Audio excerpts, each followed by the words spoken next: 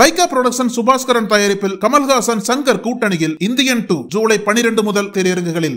இனி summer holidays கண்ணு கால் GT ஹாலிடேஸ்க்கு பண்ணு.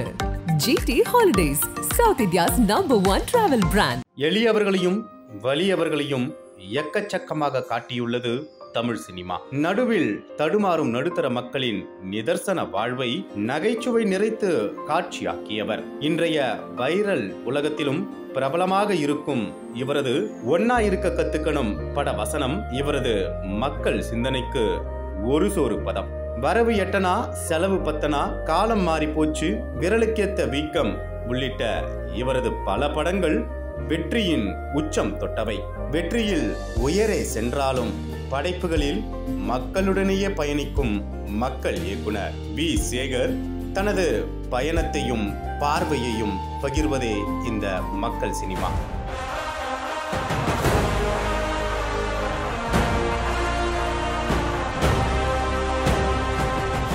எங்கள் மாமனார் வந்து ஏவிஎம்ல ஸ்டுடியோவில் வேலை செஞ்சவர். ஏன்னா லேபு இன்சார்ஜாக இருக்கார். இடையில போய் நான் ஸ்டுடியோகளுக்கு போவேன். அப்போ போகும்போதெல்லாம் எனக்கு ஆசை தான் சினிமாவில் போகலாம் அப்படின்னு. ஆனால் சினிமாவில் போனால் அங்கே இருக்கிறவங்களாம் என்ன திரும்ப சொன்னாங்க, சினிமான்றது ஒரு லக்கு மாதிரி தான், வந்தாலும் வரலாம் வராமையும் போகலாம். 50 வருஷம் கழிச்சு வளராதவும் போயிட்டான் பல பேர். சில பேர் வந்திருப்பான், லட்சத்தில் ஒருத்தன் தான் வருவான் அப்படின்னு வந்து நம்ம குடும்ப சூழ்நிலைக்கு ஏற்கனவே பண்ணையார் கெட்டு போய் கீழே வந்துட்டோம். நாம் இதெல்லாம் வேணான்னு அப்பப்போ ஷூட்டிங் மட்டும் போய் எட்டி பார்ப்பேன், எல்லாம் பண்ணுவேன். அப்போ தான் என் மனசுக்குள்ளே தோணுச்சு, இந்த வந்து சினிமாவில் நம்ம சேர வாய்ப்பு இல்லை, நம்ம கார்பரேஷன்லேயே வேலை செஞ்சுட்டு போகலாம் அப்படின்னு நினைக்கிறேன்.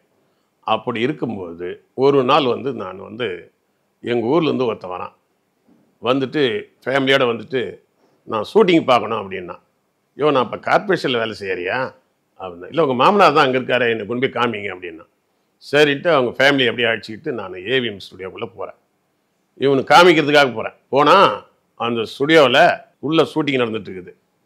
வெளியில் நம்பியார் என்ன இருக்கார, அவர் வந்து வெளியில் உட்காந்துக்கிறார். அவருக்கு வந்து வேறு ஏதோ ஒரு கெட்டப்பில் உட்காந்துங்கிறார். இது ஒரு மாதிரி ஒரு ஆன்மீக கெட்டப்லாம் போட்டு உட்காந்துங்கிறாருங்க. அவர் மேக்கப் போடலை. மேக்கப் போடுறதுக்கு முன்னாடி எப்பயுமே ஐயப்பன் பக்தன். அவர் ஐயப்பன் ட்ரெஸ்ஸில் உட்காந்துங்கிறார். அவர் உள்ளே போகும்போது கேட்டாங்க, இவங்க யார் சேர் போட்டு உட்காந்துங்கிறான்னு. ஐயப்ப சாமிங்க அப்படின்னு நாங்கள் எல்லோரும் கும்பிடுச்சிங்க. ஐயப்ப சாமின்னு கும்பிட்ட உடனே இங்கே எதுக்கு அங்கே வந்தாங்கண்ணா, அவர் சினிமாவில் நடிக்கிறார் தெரியலையா அப்படின்னு நான் சொன்னேன். நான் சினிமா நடிக்கிறா அப்படின்னு சிலருக்கு தெரிஞ்சிச்சு, பின்னாடி இருக்கிற இந்த வயசானத்துக்கு தெரியல. ஆமாம்மா, அவர் தான்மா நம்பியார், படத்தில் நடிச்சிருக்கிறார்ல நிறைய படங்கள்ல அப்படின்னு. நம்பியார்னா இந்த எம்ஜிஆர் சாட்டியால் அடிச்சான அவனா? அதுதான்மா, நம்ம வீட்டு பிள்ளைகளை வந்து எம்ஜிஆர் சாட்டியால் அடிப்பார்லாம் வைத்தேன் அவன் தான். அடா பாவி, இன்னுமா உயிரோடு இருக்கிற, செத்து தொலையாம உனக்கு வாந்தி பேதி எதுவுமே வரலையா? எம்ஜிஆரே சாட்டியால் அடிச்சுட்டு நீ இன்னும் வந்து இந்த உயிரோடு இருக்கிறியா அப்படின்னு சொல்லி இதை கையெல்லாம் முறிக்குது எல்லாம். கொஞ்சம் சின்ன வயசு பசங்களேம்மா ஏமா சும்மாருன்றான். என்னடா அது, எம்ஜிஆர் சாட்டி ஆடி அடிச்சவனெல்லாம் கொண்டு வந்து உட்கார வச்சுட்டு பேசி இது காமிக்கிறதுக்காக ஊருக்கெல்லாம் கூட்டு வந்தீங்கன்னு வரமாட்டேன்னு ஸ்டுடியோவில். அப்போத்தான் நினச்சேன், அடாடா என்னடா மக்கள் வந்து. அப்புறம் நான் அவங்ககிட்ட தனியாக வந்து சொன்னேன், இல்லைம்மா இப்போ அவர் நல்லவருமா, அவர் ஆன்மீகலாம் சாமியெல்லாம் உடுப்பா எல்லா படத்தையும் கொடுமையாக வருவான், அவனை பற்றி எனக்கு தெரியாதான்னு. எனக்கு என்னடா ஜனங்க தெரிஞ்சவே இல்லையா, படத்தில் வில்லனா நடித்தா அவன் வில்லனா, நல்லவனா நடிச்சுன்னா அப்போ நல்லவனா, இன்னும் இந்த ஜனங்களுக்கு சினிமா எப்படி பார்க்குறதுனே தெரியாமல் பண்ணிட்டு இருக்குதுங்களே அப்படின்னு மாதிரி எனக்கு ஒரு வருத்தம் இருந்தது. அப்புறம் இன்னொரு தடவை அதே மாதிரி நடந்தது. அதே மாதிரி இன்னும் ஒரு தடவை இந்த கிராமத்து மக்கள் எப்பயுமே சென்னைக்கு வந்தால் ஸ்டுடியோவில் போய் பார்க்கணும் தான் அந்த ஆசை. திருப்பி என்ன பண்ண, என் ஊருங்களில் ஒரு கூட்டம் வந்தது. அந்த கூட்டத்தை அழிச்சிட்டு எடிட்டிங் லெலின் பீம்சிங்கனுடைய பையன், அவர் எனக்கு நண்பர் தான், அவருடைய ரூமில் கொண்டு போய் இந்த எடிட்டிங்லாம் பார்க்கணும் அப்படின்னு ஒரு பையன் சொன்னான். அவங்க கூட ஒரு கூட்டம் இருந்தது, ஒரு கூட்டம் வந்தது. ஊர்லன்னா அந்த கும்பலாக வருவாங்க, இந்த சென்னை பீச்சு சுற்றி பார்க்குறது, ஸ்டுடியோ பார்க்குறது தான் முதல்ல வருவாங்க. ஏவிஎம் பார்த்துட்டு தான் அப்புறம் போவாங்க.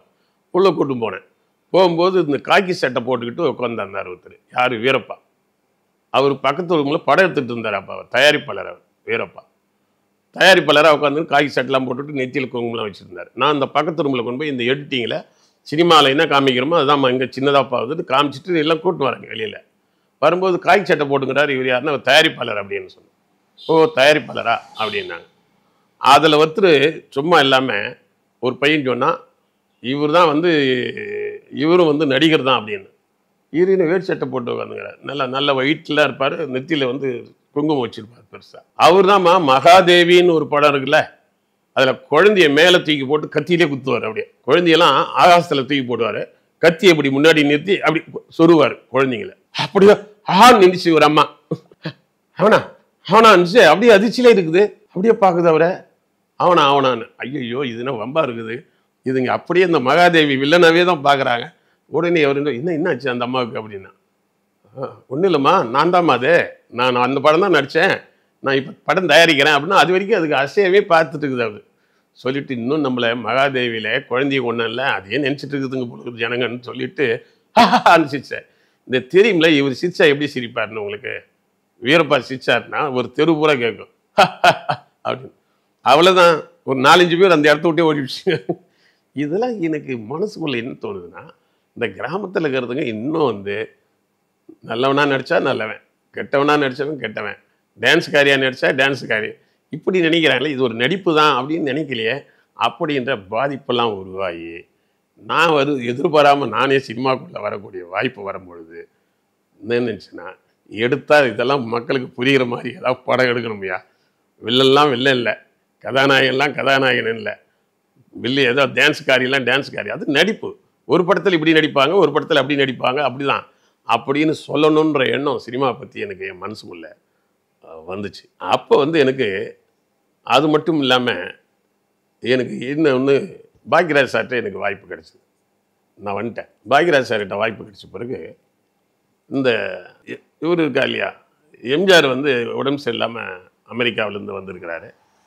பாக்யராஜ் சார் வந்து அவருடைய சிஷியன். அவங்க எலெக்ஷனுக்கு வந்து எம்ஜிஆருக்கு பிறகு அவர் எலெக்ஷன் டூர்லாம் போகிறார். எல்லாம் பேசிக்கிறாங்க. என்ன பேசிக்கிறாங்கன்னா, எம்ஜிஆருக்கு அடுத்தது யார் சிஎம், ஜெயலலிதாவா இவங்களா பாக்யராஜான்னு பேசிக்கிறாங்க. அந்த நேரம் எனக்கு ஒன்று அவன் அசிஸ்டன்ட்லாம் சொல்கிறான், இல்லை டி ராஜேந்தர் கூட கட்சி ஆரம்பிச்சிருக்கிறாரு, அவர் வருவார், இல்லைன்னா எம்ஜிஆர் இது ரஜினி கூட வருவார், வாய்ப்பு இருக்குது, விஜயகாந்த் வர வாய்ப்பு இருக்குது, அவர் ஒரு பக்கம் பேசிகிட்டு இருக்கிறாரு, ராமராஜன் கூட நான் தான் வருவேன்னு சொல்லிட்டு இருக்கிறாரு. எனக்கு வந்து கடுப்பாகி போயிடுச்சு. ஒரு மக்கள்கிட்ட சேவை செய்யாமே சிஎம் ஆயிடலான்னா இது என்னது இது? காந்தி எவ்வளோ தூரம் மக்கள்கிட்ட வேலை செஞ்சுட்டு மேலே சிஎம் வந்திருக்காரு இல்லையா, அது அரசியல் பண்ணியிருக்காரு. பெரியார்லாம் எவ்வளோ கஷ்டப்பட்டு வந்திருக்கிறாங்க. சமுதாய சேவையை செய்யாமல் எடுத்தவனே சிஎம் ஆயிடலான்னா என்ன அர்த்தம்? முதல்ல இதுதான் படம் எடுக்கணும்னு நினச்சி ஃபஸ்ட்டு வந்து நான் பண்ணிட்டேன். நீங்களே ஹீரோன்ற படத்தில் நான் வந்து இந்த கருத்தை வச்சு தான் நீங்களே ஹீரோ படம் எடுத்தேன். இப்போ எனக்கு என்னென்னா, இந்த சினிமாவில் வந்து அப்போ தான் நான் வந்து சினிமாவை பகுத்து பார்க்குறேன். மக்கள் சினிமானா என்ன? அப்போ இதுக்கு முன்னாடி பிரித்து பார்க்க எனக்கு தெரியல மக்கள் பதிவுனா என்ன அப்படின்னு. என் படம் வந்து புரட்சிகரமான கருத்து உள்ள படம் தான் அது. நீங்களே ஹீரோவை பற்றி பார்த்தவங்களுக்கு தெரியும். அதில் சில்கு சுமிதா வந்து நல்லவளாக, அது நல்ல ஒரு பாசிட்டிவ் கேரக்டராக காமிச்சிருப்பேன். நிழல் ரவி வந்து நடிக்க வருவார்னு காமிச்சிருப்பேன். நம்பியார் வீரப்பாவே போட்டு நடிக்க வச்சு அவர் நல்ல பாசிட்டிவ் கேரக்டராக காமிச்சிருப்பேன். ஆனால் அந்த படம் எடுக்கும்போதே எனக்கு ஒரு நிகழ்ச்சி நடந்தது. நம்பியார் வீரப்பா என் கூட காரில் ஷூட்டிங் வராங்க. வரும்போது நான் என்ன சொன்னேன், வரியில் நிறுத்தினாங்க, தண்ணின்னாங்க. நான் சார் நம்ம ஃப்ளாஸ்க்லேயே தண்ணி இருக்குன்னு. அது வேண்டாம், கிணத்து தண்ணி சாப்பிட்டா ஜில்லுன்னு இருக்கும் அப்படின்னாரு. வண்டி நீத்திட்டு கிணத்தாண்ட போய் நம்பியார் வீரப்பா 2 பேரும் தண்ணி சாப்பிட்றாங்க. இது ரியலாகவே ஷூட்டிங்கு முன்னாடி நடந்தது. சாப்பிடும்போது அவங்க கிணத்துல அந்த தண்ணி பக்கெட்டில் ஊற்றுறாங்க, 2 பேரும் வாங்கி அப்படி குடிச்சு, அது வந்து சில்லுன்னு இருக்கும் அந்த மரத்துக்கு அடியில் இருக்க தண்ணி. குடிச்சிட்டு என்னம்மா பார்க்குறீங்க, நாங்கள் தான் நம்பியார் வீரப்பான உடனே அது பக்கெட்டு கீழே போட்டு ஓடி போச்சு. ஏப்பா நாங்கள் எங்களை வச்சு நீ எப்படி படம் எடுக்க போகிற அப்படின்னு. அதே இன்சிடெண்ட் வந்து நான் வந்து ஊரில் வந்து என்ன பண்ணுறேன், நம்பியார் வீரப்பா தங்க வச்சேன் ஒரு வீட்டில். ஏன்னா அவங்களுக்கு வீட்லேயே தங்கிக்கிறேன்னாங்க. 2 பேரும் பக்தர், டெய்லி காலையில் சாமி கும்பிடுவாங்க. இவர் ஐயப்பனுக்கு கும்பிடுவார், அவர் வந்து அம்மனுக்கு கும்பிடுவார். தங்க வச்சுருந்தா ஒரு 2 நாள் ஆச்சு, அந்த வீட்டு பாட்டி கூப்பிட்டு இவர் இங்கே வேணாம் வெளியேற்றுன்னு சொல்கிறாங்க. ஏன்னா பேர குழந்தைங்களாம் இருக்குது, பொம்பளை பசங்களாம் இருக்குது. ஏமா இவங்களுக்கெல்லாம் 75 வயசு 80 வயசுமா, இவங்க பெரிய ஆளுங்கம்மா, இவங்க எத்தனை வயசாக இருந்தாலும் அந்த கெட்டவன் தானே, இவன் ஏதாவது ரேப் பண்ணிட்டா என்ன பண்ணுறதுங்க? அது யாருங்க 80 வயசு 75 வயசு அவங்க 2 பேருக்கும் அவங்க வீட்டில் இருக்கிற பேர குழந்தைங்களை ரேப் பண்ணுவாங்கன்னு நினைக்குது. எவ்வளோ சினிமா, கடைசியில் அவங்கள காலி பண்ணி நான் போய் ஹோட்டலில் தங்க வச்சேன். இப்படி ஒரு மோசமான ஒரு சினிமா இருக்கும்பொழுது தான் மக்களை சீர்திருத்துகிற, மக்களை மேம்படுத்துகிற சினிமாக்கள் வந்து வாட்டில் ரொம்ப அவசியம். மக்களை மேம்படுத்தாமல் அப்படியே விட்டீங்கன்னா ரொம்ப அவசரம், ரொம்ப கஷ்டம்.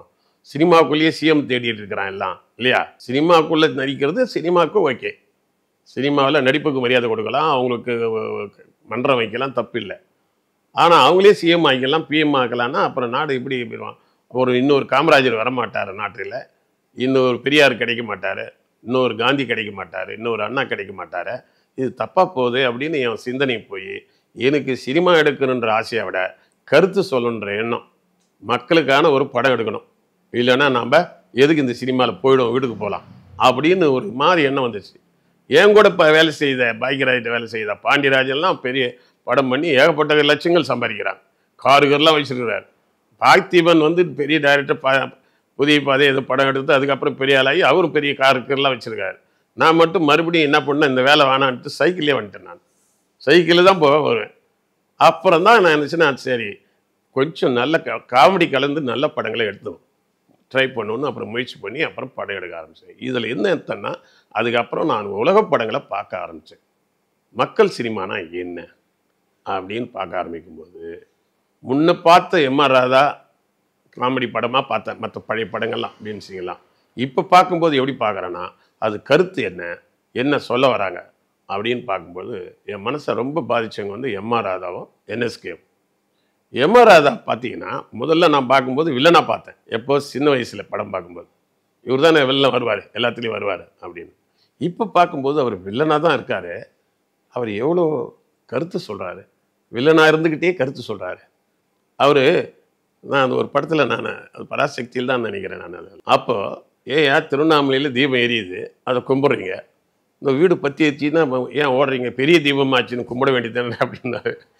அந்த மாதிரி அந்த மூட நம்பிக்கையை ஒழிக்கக்கூடிய படங்களை அவர் பண்ணார். அந்த இரத்த கண்ணீர் என்னை ரொம்ப பாதிச்சு. அந்த இரத்த கண்ணீர் படத்தில் ஒரு மனிதன் ஒரு மனைவி விட்டுட்டு பல பேர்கிட்ட சுத்தனா கெட்டு நொந்தா அவனுக்கு என்ன வாழ்க்கை மக்கள் ஒதுக்கிடுவாங்க, அவன் வந்து எல்லாராலும் வந்து நிராகரிக்கப்படுவான், குஷ்டம் வந்து அவஸ்தைப்பட்டு அப்புறம் பொண்டாட்டிக்கே வந்து புரட்சிகரமாக இன்னொரு கல்யாணம் பண்ணி வைப்பார்.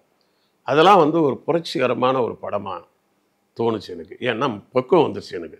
வெறும் சினிமாவை பார்த்துட்டு இருந்த ஒரு ஆளுக்கு சினிமாவிலே வந்து மக்களை பண்படுத்துகிற சினிமா எது, மக்களுக்கு வந்து என்டர்டெயின் பண்ணுற சினிமா எது, மக்களையே கீழுக்கு மூடநம்பிக்கையை வளர்க்குற சினிமா எதுன்னு பகுத்து பார்க்குற தன்மைகள் எனக்கு அங்கே அதிகமாக வந்துருச்சு எனக்கு. அப்போ அதுக்கப்புறம் வந்து நான் ஒரு காலத்தில் பராசக்தியை ஒரு சிவாஜி சார் படமாக தான் பார்த்துருப்பேன். அப்புறம் ரெண்டாவது பார்க்க பராசக்தியெல்லாம் என்ன தோணுதுன்னா, எந்த காலத்தில் வேலையில்லாத திண்டாட்டத்தை பற்றி சொல்லியிருக்காங்க பாரு. இன்றைக்கி வேலையில்லாத திண்டாட்டன்றது இந்தியாவே பிடிச்சி உழுக்குது. பல கோடி பேருக்கு வேலை இல்லை இன்றைக்கி நவீன காலத்தில். ஆனால் அன்றைக்கே வேலையில்லாத திண்டாட்டத்தை வச்சு மையமாக வச்சு சிவாஜி கணேசன் நடித்து பராசக்தின்ற படம், அதில் சொல்லப்பட்ட வசனங்கள் அதெல்லாம் பாருங்கள். கோயில்கள் கூடாது என்று சொல்லவில்லை, அது கொடியவரின் கூடாரமாக ஆகிடக்கூடாது அப்படின்ற அளவுக்கெல்லாம் வந்து வசனங்கள்லாம் பொறி பறக்கிற வசனங்கள் அந்த படம். அதெல்லாம் வந்து எனக்கு முதல்ல பார்த்தம்போது இருந்ததை விட திரும்ப பார்க்கும்போது அதில் புது விஷயங்கள், அந்த காலத்தில் வந்து மக்களை பண்படுத்துவதற்குனே சில படங்கள் எடுத்திருக்கிறாங்க. அதுதான் மக்கள் இலக்கியம், அதுதான் மக்கள் சினிமா அப்படின்னு முடிவு பண்ணி தான் இந்த என்எஸ்கே படங்களெல்லாம் மக்கள் சினிமாவை நினைப்பேன். எம்ஆர் ராதாவுடைய இந்த மாதிரி இந்த இரத்த கண்ணீர் படங்கள், பராசக்தி படங்கள்லாம் ஒரு மக்கள் சினிமாயா, அந்த மாதிரி ரூட்டில் தான் நம்ம படம் எடுக்கணும் அப்படின்னு மைண்டில் வச்சுக்கிட்டு நல்ல கருத்துக்களை வச்சுக்கிட்டு கொஞ்சம் காமெடி கலந்து நான் சொல்ல ஆரம்பித்தேன். அப்படி தான் என் படங்கள்லாம் கொஞ்சம் கொஞ்சமாக அப்படியே வர ஆரம்பிச்சது. அதுவும் பர்டிகுலராக காமெடி நடிகர்களை அதிகமாக போட்டு படம் எடுத்தேன் நான். காரணம், நான் கருத்து மட்டும் சொன்னால் மக்கள்கிட்ட போய் சேராது. அதில் வந்து காமெடியை கூட கலந்து சொல்லும்போது தான். ஒரு குழந்தைக்கு வந்து மருந்து கொடுக்கும்போது மருந்து மட்டும் கொடுத்தா சாப்பிடாது, அந்த மருந்தில் கொஞ்சம் வெல்லம் கலந்து இனிப்பு கலந்து சாப்பிட்டா தான் சாப்பிடும். அந்த மாதிரி பண்ணணுன்றதை நான் எங்கே கற்றுக்கிட்டேன்னா பாக்கியராஜ்கிட்ட தாங்க. பாக்கியராஜ்கிட்ட வந்து பார்த்தீங்கன்னா அவர் எந்த விஷயத்த சொன்னாலும் எல்லா மக்களும் பார்க்குற மாதிரி பண்ணணும். அதுவும் முந்தானை முடிச்சு இருக்கு இல்லையா, ஒரு படம் பார்த்தீங்கன்னா சின்ன 5 வயசு குழந்தையும் சிரிப்பான், 60 வயசு பொக்க குழந்தையும் சிரிப்பான். அது வந்து மாஸ் படம், ஏவிஎம்ல தான் எடுத்தாங்க, எல்லாம் பண்ணாங்க. இதெல்லாம் அப்போ பார்த்த பிறகுலாம் எனக்கு என்ன தோணுச்சுன்னா, பாக்கியராஜ் மாதிரி கொஞ்சம் மாஸ் பார்க்கணும். படம் எடுத்து பார்க்கலன்னா அப்புறம் என்ன அவார்டு படம் எடுத்து என்ன பண்ண போகிறோம்? சில பேர்லாம் அவார்டு படம் எடுப்பாங்க, அது ஒரு 10 பேர் 20 பேர் தான் பார்ப்பான், அவார்டு வாங்குவான். அது போய் மக்கள் சினிமா இருக்க முடியாது. மக்கள் சினிமா என்பது மக்களுக்காக, மக்களின் நலனுக்காக, மக்கள் பார்க்குற மாதிரி நம்ம எடுத்து நம்ம கொடுக்கணும். அந்த படம் மறுபடியும் வந்து வியாபாரமாகி அது காசாகவும் ஆகணும். அப்போ தான் அடுத்த படம் எடுக்க முடியும். அதனால் இந்த மக்கள் விரும்புகிற மாதிரி ரசிக்கிற மாதிரி படம் எடுக்கணுன்ற ட்ரெண்டே எனக்கு வந்து பாக்கியராஜ் தான். அவர்கிட்ட வேலை செய்யலைன்னா எனக்கு இந்த மாஸ் ட்ரெண்ட் கிடைக்காது. அது கொஞ்சம் கிடைச்சிது ஸ்க்ரீன் பிளேயில். அதை தாண்டி எனக்கு இந்த மாஸ் மக்களை பற்றி தெரிஞ்சு படம் எடுக்கணுன்ற அந்த இது எங்கே கிடைச்சிதுன்னா, நான் கார்பரேஷனில் வேலை செஞ்சேன்ல, ஒரு நாளைக்கு 500 வீட்டில் போய் மலேரியா ஜுரம் இருக்குன்னு கேட்பேன்ல, ஒவ்வொருத்தனும் பார்ப்பேன்ல, ஒவ்வொருத்தர் வீட்டுக்கு போவேன். சில நாய் என்னை துரத்தும், தெரு வரைக்கும் துரத்திட்டு வர சிரிப்பான். இன்னொன்று, நம்ம நாய் அப்படிதான் சர்ப்பாங்க சார் என்னவான். ஏன்னா அது சில பணக்கார வீடு. சில ஏழை வீட்டில் பார்த்தீங்கன்னா அவன் நான் போய் என்னப்பா ஜுரம் இருக்கான்னு கேட்டால் அவன் வந்து ஏங்க மலேரியா சார் வா உட்காருங்கன்னு அவன் பொண்டாட்டி தகராறு வந்து பஞ்சாயத்து வச்சுருவான்.